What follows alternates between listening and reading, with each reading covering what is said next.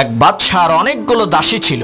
সেই বাদশা তার দাসীদের মধ্য থেকে একজনকে খুবই ভালোবাসতেন, যার কারণে অন্য সমস্ত দাসীরা বাদশাকে বলতে লাগলো, হে মহামান্বিত বাদশা, অপরূপ সৌন্দর্যের অধিকারী মায়াবী রূপসী দাসীদেরকে ফেলে রেখে দেখতে তেমন সুন্দর না কুৎসিত একজন দাসীকে আপনি কেন এত বেশি ভালোবাসেন? তখন বাদশা বলল, তোমাদের এই প্রশ্নের উত্তর আমি আগামীকালকে দেব। পরের দিন বাদশা একটি কক্ষের মধ্যে তার সমস্ত দাসীদেরকে একত্রিত করে স্বর্ণরূপার মণিমুক্তা ছিটিয়ে দিয়ে বললেন, এই কক্ষের মধ্যে যত মূল্যবান জিনিস আছে তার মধ্য থেকে যে যেটা ধরে নিতে পারবে সেটা তার হয়ে যাবে। বাদশার এই কথা শোনা মাত্রই সমস্ত দাসীরা পারাপারি আর ধাক্কা ধাক্কি করে কে কার থেকে বেশি মণিমুক্তা কুড়াবে সেই প্রতিযোগিতায় নেমে গেল।